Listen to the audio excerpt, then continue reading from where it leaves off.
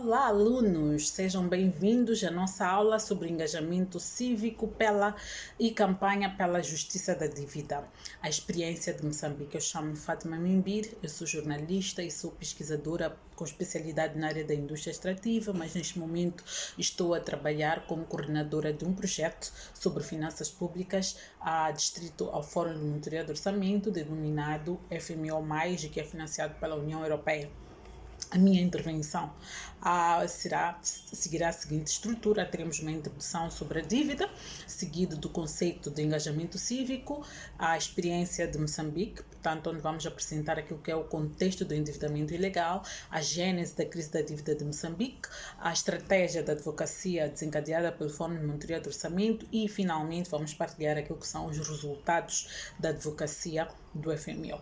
Indo à parte introdutória, dívida pública é simplesmente uma operação que o governo de um país faz quando ele arrecada menos do que o que ele gasta, significando que quando o governo tem despesas que são superiores às receitas que ele arrecada, ele vai buscar por via do endividamento recursos adicionais para poder financiar aquilo que são as suas despesas ou os seus gastos. A dívida não é a única forma de financiamento do Estado. Às vezes o Estado consegue donativos dos seus parceiros, mas o endividamento é um recurso muito mais rápido e disponível para o governo e que implica, obviamente, a devolução desse valor mais tarde por via de um pagamento de uma taxa de juro, e essa taxa de juro varia. Muitas vezes as discussões que há em relação às dívidas têm a ver não necessariamente apenas, e sublinho apenas, com o endividamento em si, mas sobretudo tem a ver com o custo desse endividamento devido às taxas de juros. Portanto, a dívida pública é um instrumento importante de financiamento do Estado e permite que o Estado continue a fazer pagamentos aos seus servidores, a fazer os investimentos públicos e que implementa a sua política social. Depois do alívio da dívida dos países pobres, sobretudo dos países africanos, no quadro do HIPC, no início dos anos 90, muito recentemente iniciou um movimento de alívio à dívida em África e que está a ser desencadeado com o apoio de grupos africanos como a Afrodad e também com a Jubilee Debt internacional, e sobre o cancelamento da dívida, sobretudo no contexto da Covid, reconhecendo que os países africanos atingiram um nível de endividamento que começa a tornar-se insustentável. Mas a pergunta que se coloca é: como é que a dívida dos países africanos evoluiu aos níveis insustentáveis depois do IPIC até hoje? Por isso nós temos de monitorar por que é que ou para que é que o governo se endivida. Acompanhei, por exemplo, um caso em Moçambique do governo que beneficiou do perdão de uma dívida com Portugal. E a pergunta que se colocava é: essa dívida com Portugal, em que contexto é que ela surgiu, para que ela foi utilizada em concreto, qual é o resultado desse endividamento? Nunca o governo nos pôde responder. Portanto, o nível de endividamento insustentável a que os países africanos estão a atingir, e particularmente os nossos países, Angola e Moçambique, é muito importante que nós monitoremos para saber exatamente em que é que os nossos estados estão a investir quando eles vão buscar o endividamento. E isso para garantir aquilo que se chama de value for money, ou seja, garantir que esse endividamento, que é um custo para o Estado, que é pago por nós por via dos nossos impostos, possa ter resultados naquilo que é a melhoria das condições de vida dos cidadãos através dos investimentos que o governo se propõe a fazer. Portanto, se olharmos para os níveis de endividamento dos nossos países, somos capazes de ver os resultados desse endividamento e encontrar a racional por detrás desse endividamento. Eu penso que esta é uma pergunta importante para a nossa reflexão e penso que já tiveram a oportunidade de refletir sobre isso durante as aulas anteriores, mas volto a trazer estas questões porque estamos a falar de uma questão da insustentabilidade da dívida que afeta Moçambique. Certamente Angola enfrenta os mesmos desafios. A transparência da dívida é um desafio importante, a razão por que se contrata a dívida, como se usa o valor dessa dívida, as modalidades de pagamento, a maturação, etc, etc.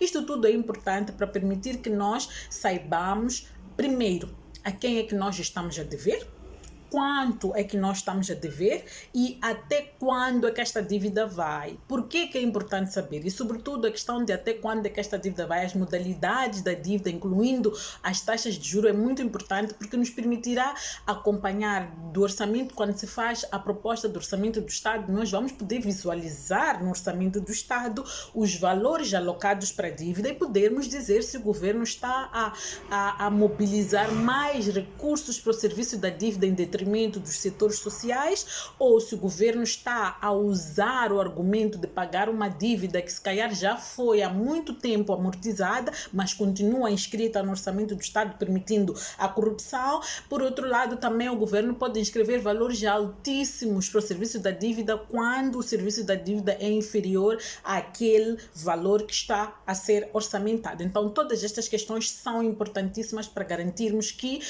o Estado tem uma dívida, primeiro, que nós conhecemos, segundo, da qual nós nos beneficiamos enquanto cidadãos acionistas do Estado, e finalmente garantirmos que esse serviço da dívida, ou seja, do pagamento dessa dívida, é feito de forma correta, significando que é o pagamento com taxas de juro acordadas entre as partes. E uma das grandes questões, como dissemos, que se levanta, dos grandes questionamentos à volta da dívida, não é só a questão do endividamento em si, mas a questão da taxa de juro. Muitas vezes os países africanos são sacrificados com taxas de juro muito altas, que tornam o empréstimo muito mais caro, significando que o grande bolo do serviço da dívida muitas vezes não é para pagar o capital, ou seja, o valor que foi solicitado, mas para pagar os juros desse mesmo empréstimo. E vou dar o exemplo, no caso das dívidas ocultas da MAM, Matum e Proíndicos em Moçambique, o Estado moçambicano foi buscar 2,2 mil milhões de dólares, ou 2,2 bilhões de dólares, e de capital o Estado moçambicano, só de juros, o Estado moçambicano deveria, em 7 anos, pagar anualmente 331 milhões de dólares. Em juro, ainda não estamos a falar de capital. Se multiplicarmos os 331 por 7 anos que estavam a ser propostos, vamos verificar que Moçambique paga o dobro do valor no final do dia do valor que foi solicitado, significando que as taxas de juro que são praticadas, muitas vezes essas taxas de juro acabam sendo o grande peso do endividamento. E esta é uma grande discussão que há ao nível internacional e espero que durante as vossas aulas vocês possam aprofundar com os outros professores, com os outros painelistas, a discussão sobre a questão das taxas de juro, por que os países africanos são penalizados com as taxas de juro. Mas no caso concreto, nós estamos perante uma dívida que foi contraída de forma obscura. É óbvio que as taxas de juros no final do dia vão ser bastante proibitivas, até se olharmos para o próprio risco, o fato de não se terem cumprido os procedimentos para o tal endividamento. Portanto, prestem muita atenção durante a monitoria da questão da dívida a questões como por que o governo está a contratar a dívida, como é que usou o valor da dívida, as modalidades de pagamento da dívida, a dívida dura quanto tempo, quanto é que ele acordou, quantos anos de pagamento da dívida, a questão das taxas de juros são importantíssimas para podermos garantir que os empréstimos ou as dívidas que os nossos países têm são sustentáveis e que o serviço da dívida também não sacrifica setores prioritários, setores importantes como é água, saneamento, saúde, educação e até podemos dizer também infraestruturas, porque no fundo tudo isto está interligado. Portanto, como cidadãos, como jornalistas, como ativistas, como membros da sociedade civil, precisamos focar a nossa advocacia em dois aspectos importantes. O primeiro é o endividamento público prudente e transparente para garantir a sustentabilidade da mesma. A segunda é sobre a redução das taxas de juro, que em última análise somente beneficiam ou favorecem aos bancos e aos detentores dos títulos públicos, significando isto que, como devem ter aprendido durante as vossas aulas, o endividamento público pode ocorrer por via de parceiros internacionais ou instituições internacionais e pode também ocorrer através de instituições domésticas como bancos, empresas e por aí fora.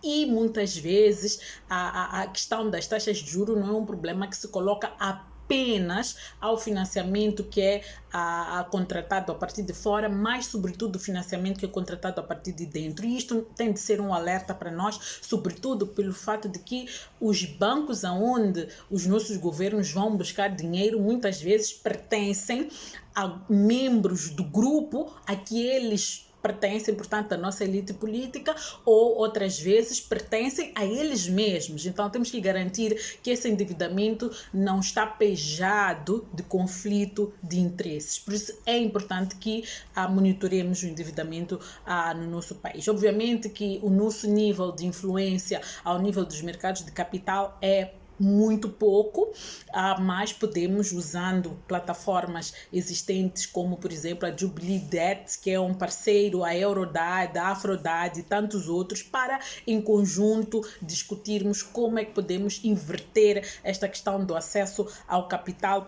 por parte dos países africanos, que muitas vezes acabam sendo penalizados com taxas de juros bastante proibitivas. Engajamento cívico. Todo o poder emana do povo.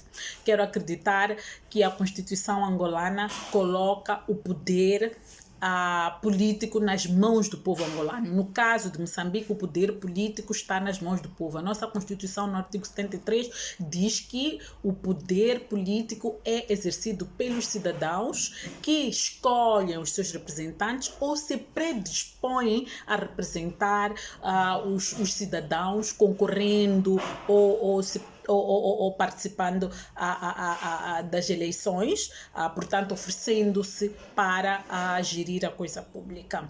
E, portanto, eles participam de forma muito direta, elegendo e se elegendo também. Se todo o poder emana do povo, a sociedade pode e deve organizar-se para controlar a ação dos governantes, evitando que eles deixem de cuidar do que é público, zelar pelo bem público, pelo bem-estar das populações e agir de forma sem responsabilidade social.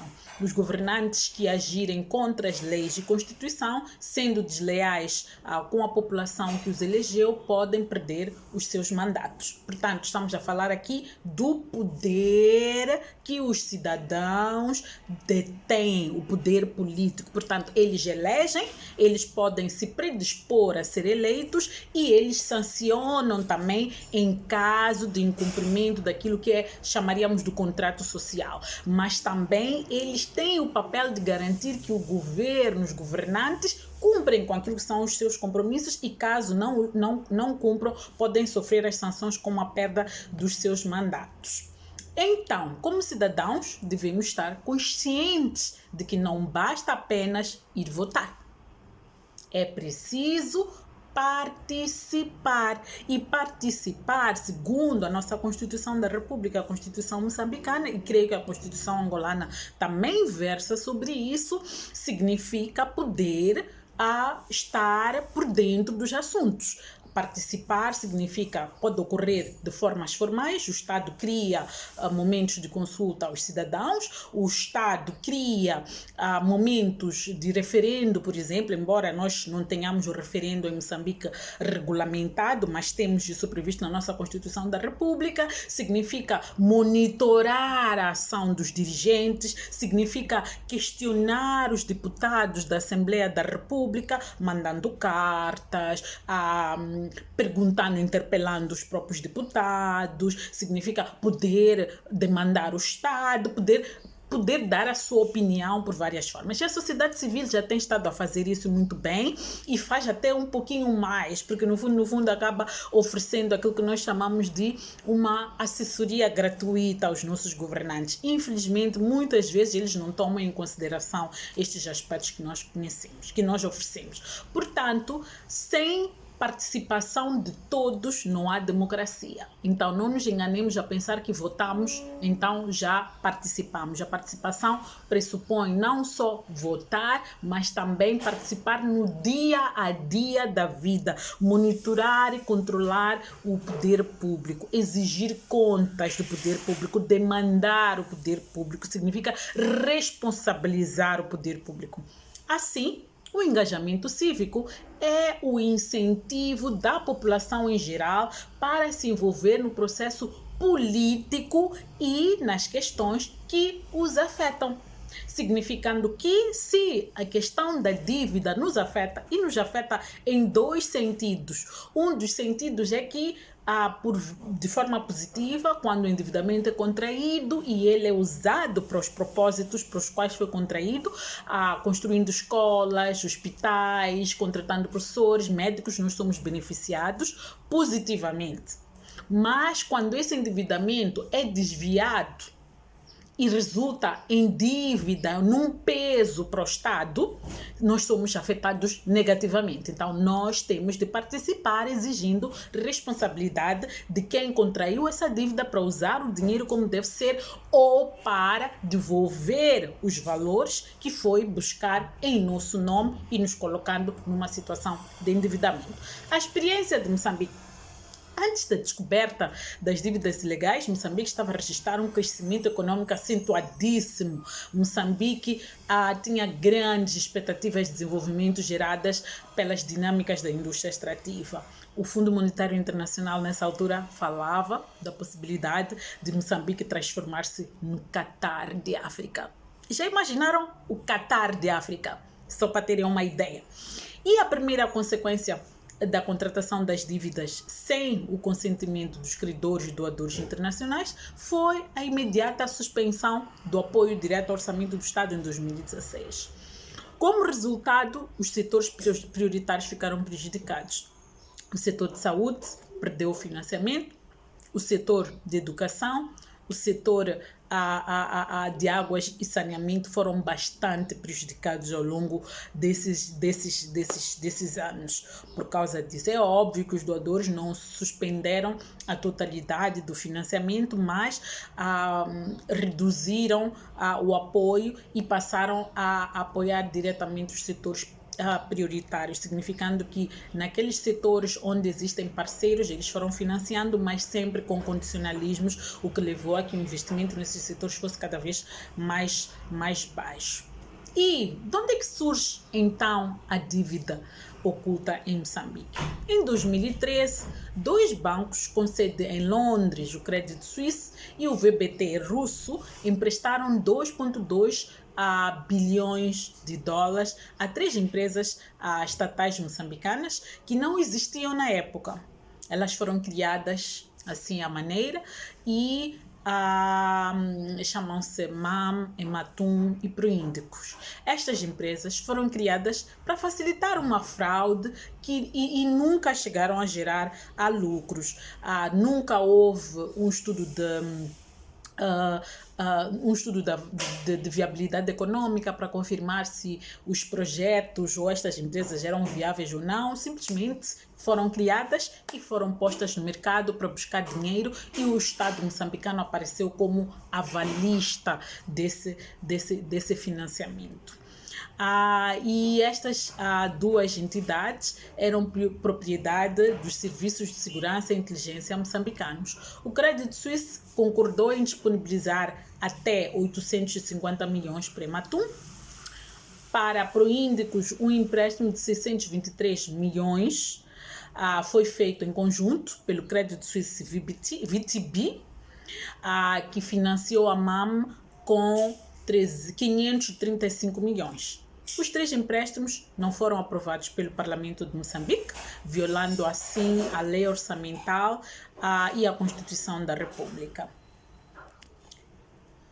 violando assim a Constituição da República. E, na verdade, a nossa Constituição da República estabelece limites a partir dos quais a nossa Constituição da República estabelece que o governo deve solicitar a aprovação da Assembleia da República para poder avalizar a empréstimos ou dívidas de empresas públicas, e a lei orçamental do ano 2013 estabelecia lá os respectivos limites que não foram respeitados. E tudo isso levou à crise que o país viveu. Este é um caso complexo, portanto, que envolve empréstimos em várias jurisdições. Estamos a falar de Moçambique, que foi lá onde a dívida foi aprovada de forma ilegal, com o uso de dispositivos, instrumentos de governação de forma fraudulenta. Temos também Londres, que é lá onde está baseado a sede de Credit Suisse. Temos também a própria Suíça, que é a base, temos a VTB, temos os Estados Unidos, temos várias jurisdições que estão envolvidas à volta disto. E temos até Abu Dhabi, porque houve transações que cruzaram o espaço. Então, há muitos lugares por onde este dinheiro passou. E à medida que a escala destes empréstimos se tornou clara, em 2016, o Fundo Monetário Internacional suspendeu o seu programa com Moçambique, e outros doadores seguiram o exemplo, e todos os 14 doadores que costumavam fornecer apoio direto ao orçamento do Estado suspenderam os seus desembolsos. Análises feitas pelo Fórum de Monitoria do Orçamento concluíram que Moçambique gastou anualmente, como consequência, no último quinquênio, apenas $14 per capita na saúde e $5 per capita em água e saneamento, quando a OMS recomenda gastos de mais de $60 por habitante, de modo a garantir serviços de qualidade, serviços de saúde de qualidade. A contratação de professores, enfermeiros e médicos foi limitada nos últimos anos, dada a exiguidade de fundos e, sobretudo, devido à suspensão do apoio dos parceiros de cooperação. Lembrando que Moçambique, depois da suspensão do apoio direto ao orçamento, começou a registrar uma crise financeira que se prolonga até hoje. E, como consequência dessa crise financeira, o nosso metical, a moeda nacional, registrou uma depreciação acentuada, agravada pelo serviço da dívida, que é emitida em divisas, no caso em dólares, e por isso o dólar passou de 32 meticais em 2015 para 71 meticais em 2019. Isto tem um impacto significativo nas importações, considerando que Moçambique é um país eminentemente importador, e isso tem, obviamente, consequências naquilo que é o custo de vida. Portanto, as dívidas ocultas colocaram o país com uma reputação muito baixa ao nível internacional, o que está a dificultar, inclusive, o acesso ao financiamento por parte da nossa empresa moçambicana ou nacional de hidrocarbonetos para financiar a sua participação no setor do gás natural, que é o setor, como mencionei à frente, do qual temos grandes expectativas do futuro, não é? No sentido de que as grandes receitas do Estado, a partir de 2023, 2024, podem provir deste setor.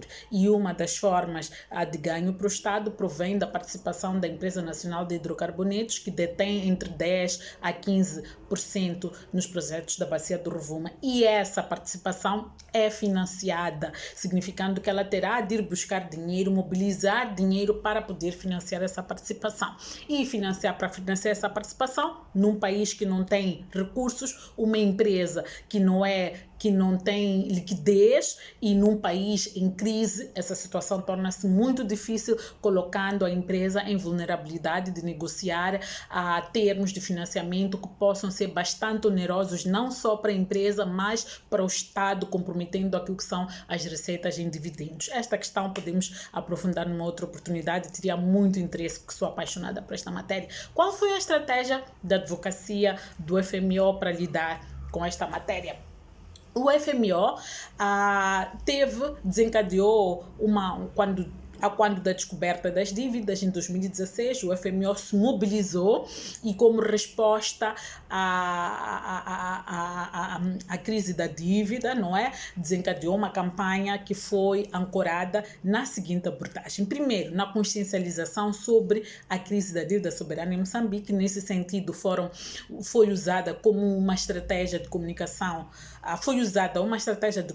dinâmica para disseminar sistematicamente a informação sobre a crise a um nível nacional e também internacionalmente, e a sociedade civil também, por via desta consciencialização, exigia explicações ao governo, interpelou o parlamento para não legalizar as dívidas, produziu análises, vídeos interativos que foram disseminados através das redes sociais. Penso que devem ter acompanhado alguns vídeos que foram produzidos pelo CIP, por exemplo, Eu Não Pago Dívidas Ocultas, devem ter visto vídeos que colocam cartas na mesa indicando quem são os membros ou as peças do xadrez das dívidas ocultas, também a explicar aquilo que seriam ou que vão ser os impactos e as consequências das dívidas ocultas. Portanto, usamos esta estratégia de comunicação que era consciencializar as pessoas de que havia o problema, compreender os impactos e as consequências da dívida. O segundo pilar desta estratégia do FMO foi a advocacia para o cancelamento da dívida em Moçambique e em todas as jurisdições relevantes, usando resultados de pesquisas e também usando alguns parceiros para abordar os tomadores de decisões em várias jurisdições. Nesse sentido, foi feita ou foi levada a cabo, foram produzidas algumas petições que foram submetidas ao Conselho Constitucional para declarar nulas as dívidas da Ematum, primeiro, e depois da MAM e da Proíndicos, e nesse sentido também a Assembleia da República foi abordada para não aprovar a integração das dívidas ocultas no orçamento do Estado. Infelizmente isso não foi conseguido. O Parlamento ignorou literalmente os apelos da sociedade civil. E também houve ações que foram desencadeadas fora do país.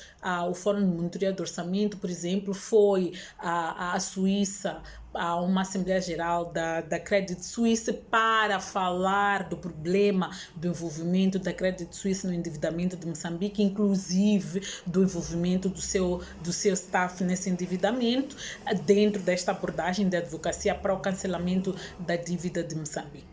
Também esteve envolvido como pilar no contencioso contra os responsáveis através da prossecução de vários meios legais para anular os empréstimos, responsabilizar os responsáveis e repatriar os fundos. Nesse sentido, o Fórum de Monitoria do Orçamento transformou-se em amigo do Tribunal na África do Sul para poder intervir no sentido de Manuel Chang ser extraditado para os Estados Unidos, onde se acredita que ele teria um julgamento justo, onde se acredita que há um processo contra ele, diferentemente de Moçambique, onde não existe um processo contra Manuel Chang. Manuel Chang não é ainda arguido no processo das dívidas ocultas, e sendo assim, nós preferimos que ele vá para uma jurisdição onde ele vai ser julgado de forma transparente, de forma justa, onde ele vai poder trazer informações à volta deste processo. E nós acreditamos que isso é possível acontecer nos Estados Unidos, onde há um processo, onde há interesse. Por outro lado, também temos estado a acompanhar o processo que está a acontecer agora em Londres. Temos estado a acompanhar também, acompanhamos também o processo que decorreu em Brooklyn, do julgamento do Gian Bostani. E tivemos a oportunidade, inclusive, de ser chamados para depor no tribunal, mas a equipa de defesa não permitiu que o FMO pudesse trazer ou participar neste processo. Por outro lado, nós estivemos a trabalhar juntamente com a Jubilee Debt e outras organizações internacionais numa campanha de advocacia junto de instituições internacionais multilaterais para a instituição de melhorias nos padrões de políticas globais, de defesa global sustentada para melhores padrões de políticas globais para prevenir futuras crises da dívida, especialmente em países de baixa renda como Moçambique e Angola. Nesse sentido, o FMO pôde reunir-se com deputados britânicos que se comprometeram a introduzir normas de transparência da dívida, o que aconteceu inclusive em 2019. Em termos de audiências, a campanha que o FMO levou a cabo teve como audiências 3 grupos, os tomadores de decisões, e aí temos os tribunais, temos a Procuradoria-Geral da República, estamos a falar do Conselho Constitucional, quando falamos de tribunais, a Procuradoria-Geral da República, temos o Parlamento, temos os representantes do FMI, do Banco Mundial, das Nações Unidas, do G20, as autoridades de regulação internacionais e nacionais, os parlamentares e reguladores dos Estados Unidos, do Reino Unido e da Suíça, e também outro grupo são influenciadores, que são os stakeholders, os membros, os acionistas desses bancos, as organizações regionais, a SADC, a União Africana, a União Europeia, tendo em conta o contexto, né, da União Europeia, as figuras públicas também estiveram envolvidas neste processo. E o último grupo, a última audiência, era o público em geral, particularmente o público moçambicano, mas também o público africano, que se chama de Global North, alertando para a questão da crise da dívida, de como é que ela se orquestra, quais são as consequências, e o debate sobre as dívidas odiosas que existem em vários países, e o caso de Moçambique veio mostrar de forma muito clara que elas existem e são um problema e tem que se tratar.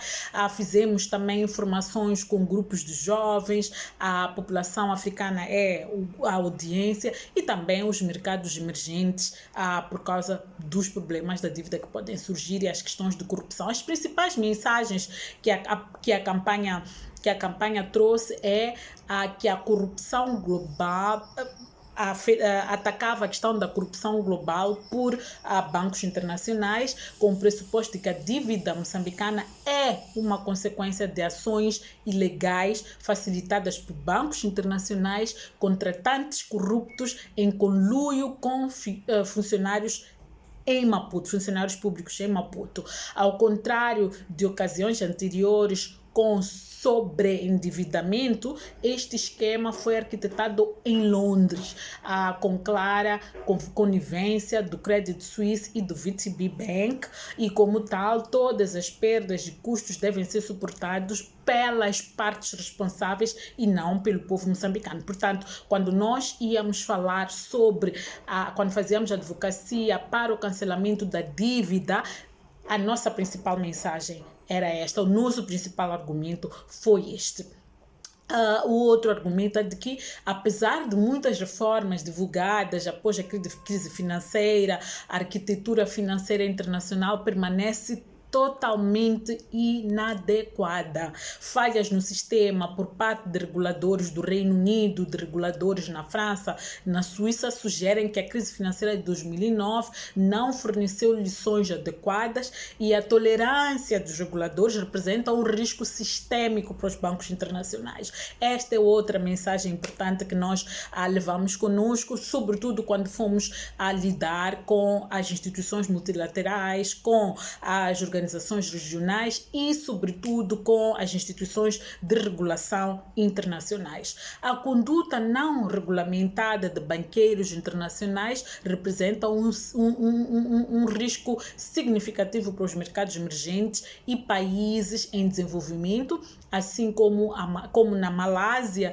e no Goldman Sachs. Os países em desenvolvimento são vulneráveis às práticas predatórias de bancos internacionais. Esta é outra mensagem muito importante que foi levada ao grupo dos 20, à ONU, ao FMI e outras instituições, exigindo que estas instituições forneçam um mecanismo para isolar as nações pobres da conduta não regulamentada dos banqueiros internacionais, de modo a evitar a existência de dívidas odiosas arquitetadas a partir de fora com a conivência dos corruptos nos nossos países.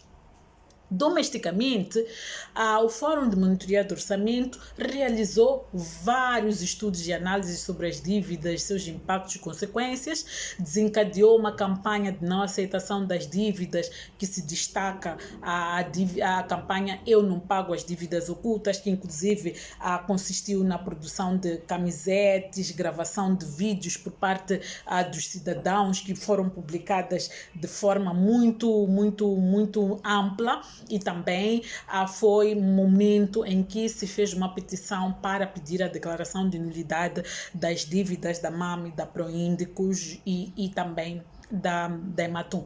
Assim, em 2017, o FMO submeteu uma petição ao Conselho Constitucional pedindo a declaração de nulidade da dívida da Ematum. Em 2019, depois da detenção do ministro Manuel Chang na África do Sul, uma segunda petição foi submetida ao Conselho Constitucional pedindo a nulidade das outras duas dívidas. Internacionalmente, as campanhas da advocacia para o cancelamento da dívida, já falamos sobre isso. As campanhas internacionais foram realizadas em parceria com organizações baseadas na África do Sul, na Suíça, no Reino Unido, nos Estados Unidos da América. E tivemos como um roadmap para a campanha global, com prazos muito claros, muito específicos, e que ocorreu em 2 ciclos e que vão poder ver nos slides. Embora a França tenha sido inicialmente incluída como um dos países-alvo principal, o FMO decidiu excluir a França dos esforços da advocacia em 2019 devido a preocupações com os riscos de segurança dos seus principais membros da plataforma.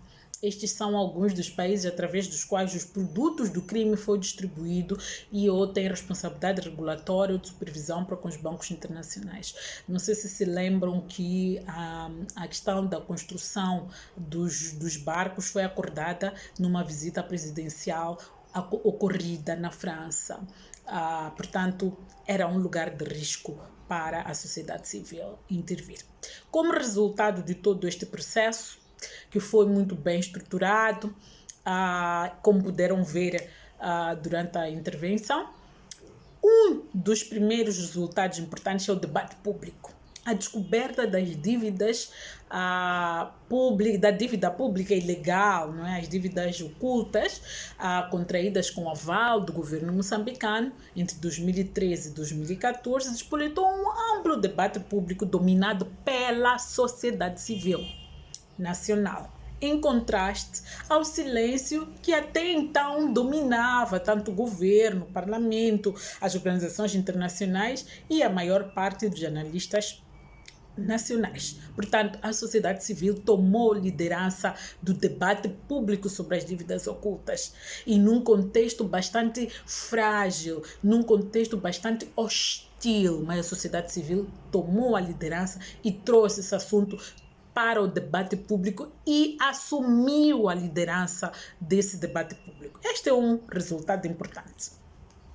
O segundo resultado, a anulação das dívidas. O Conselho Constitucional declarou nulos os atos inerentes aos empréstimos contraídos pela Ematum em junho de 2019 e Em maio de 2020, portanto este ano, o mesmo Conselho Constitucional declarou também nulos os atos inerentes aos empréstimos contraídos pela MAM e Proíndicos. Isto é uma vitória sem igual para a sociedade civil. Isto é uma vitória sem igual para o povo moçambicano, porque, de acordo com a nossa Constituição da República, as decisões do Conselho Constitucional não podem ser recorridas, são irrecorríveis e não podem ser contrariadas. Mas, infelizmente, como sabem, a nossa democracia é frágil, as nossas instituições estão controladas, estão dominadas.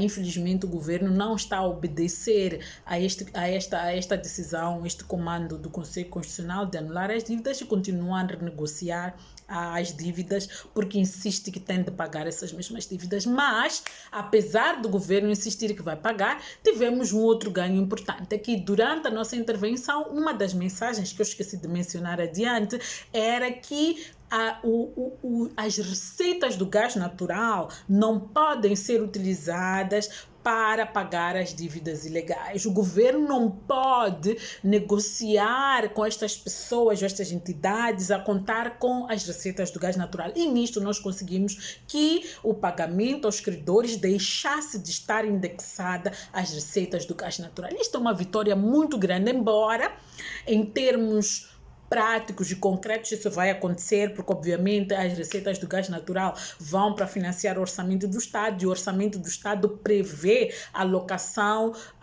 de recursos para o serviço da dívida. O que é importante aqui é que o governo não vai usar o dinheiro do gás inteiramente para pagar a dívida, vai estar dentro do orçamento que nós queremos, que vamos ter a oportunidade de discutir esse orçamento do Estado, questionar as questões, e também, se houver um fundo soberano, como se está a planificar nessa altura, então teremos menos riscos deste dinheiro efetivamente sair diretamente para pagar as dívidas, mas pode ir de forma indireta por via do orçamento do Estado. E, infelizmente, o serviço da dívida é uma despesa do Estado que tem de ser acomodada, e havendo receitas, obviamente, esse serviço vai estar incluído. Esperemos que até lá haja um desfecho em relação ao caso das dívidas, permitindo que o Estado moçambicano não tenha de pagar absolutamente nada por estas dívidas. Muito pelo contrário, que o Estado moçambicano tenha de ser indenizado, não só pelos valores que já pagou, mas sobretudo pelos danos que foram causados à sua economia e ao seu povo em decorrência desta fraude. Outro resultado importante que nós anotamos tem a ver com a litigação. O FMO tornou-se amigo do tribunal no caso de Manuel Chang e foi ouvido no processo de extradição de Manuel Chang. Se lembram, no último minuto em que o tribunal na África do Sul tinha de decidir a extradição de Manuel Chang para Moçambique, o FMO foi chamado a depor, o FMO recorreu e conseguiu alterar a decisão que já estava quase tomada de que Manuel Chang seria extraditado para Moçambique, e ele foi mantido na África do Sul à espera de uma nova decisão depois do tribunal ter declarado que ele pode ir para Moçambique ou para os Estados Unidos. Portanto, nós estamos a trabalhar e a influenciar o ministro Lamola para que ele possa extraditar Manuel Chang para os Estados Unidos da América. O importante é que conseguimos travar que Manuel Chang fosse devolvido para Moçambique, porque não há processo contra Manuel Chang em Moçambique. Inclusive, Manuel Chang gozava até o momento de imunidade que ele próprio teve de renunciar, porque as autoridades de Moçambique não tiveram coragem de o fazer. E não tiveram coragem de o fazer porque tinham clareza de que ao vir para Moçambique ele seria protegido, porque ele ainda era deputado na Assembleia da República. Em termos de reformas, outro resultado que nós alcançamos é que o FMI e o governo de Moçambique conduziram no ano passado um diagnóstico sobre corrupção em Moçambique que resultou num plano de ação com objetivos para evitar a repetição de casos de dívida odiosa, mas também para resolver algumas das questões de corrupção que existem em Moçambique e que propiciaram, digamos assim, a ocorrência de situações como estas. Isto é um resultado sem igual, porque pela primeira vez o governo moçambicano faz um diagnóstico onde ele próprio reconhece que há problemas e ele próprio se responsabiliza a tomar medidas para a sua implementação. Isto era impensável há algum tempo atrás, que o governo pudesse reconhecer que há problemas de corrupção. Nós estamos a implementar lei anticorrupção há bastantes anos sem impacto absolutamente nenhum, e ter um estudo conduzido pelo governo e FMI e esse documento ser público é um ganho sem igual. Então as reformas que estão a ser feitas neste momento é resultado disto. Uma das reformas importantes que nós temos estado a notar ao longo dos anos é que Moçambique está a implementar ou elaborou uma estratégia de médio prazo de gestão da dívida pública. E esta estratégia vem sendo atualizada e nós, como sociedade civil, temos a oportunidade de comentar sobre a mesma e, inclusive, de monitorar. Outra reforma importante que nós já notamos é que o Institute of International Finance produziu princípios voluntários para a transparência da dívida. Este é um resultado, não tenhamos dúvidas, um resultado muito bom, e nós achamos que isto vai ajudar os nossos países a evitarem situações futuras à volta desta questão da dívida. Portanto, a minha intervenção pararia por aqui. Foi uma jornada muito interessante que a sociedade civil levou a cabo para garantir a justiça da dívida em Moçambique. É um processo que ainda está a decorrer, é um processo inacabado, mas nós estamos bastante felizes, a sociedade civil tem muito a celebrar pelos resultados que alcançou até ao momento. É uma proeza conseguir a anulação das dívidas ilegais num quadro de instituições altamente dominadas, instituições altamente partidarizadas, conseguirmos ter uma decisão de uma instituição de soberania de alto nível, cujas decisões são irrecorríveis, cujas decisões são de obediência imediata. Portanto, nós fizemos a nossa jornada, esperamos ter inspirado, poder inspirar a Angola também nos seus processos democráticos, na busca da transparência e da justiça, não só do endividamento público, mas também daquilo que é a gestão das finanças públicas, da gestão dos recursos em Angola. Então, eu deixo-vos o TPC que está ali no meu plano de aula. Muito obrigada e estou aberta a questões.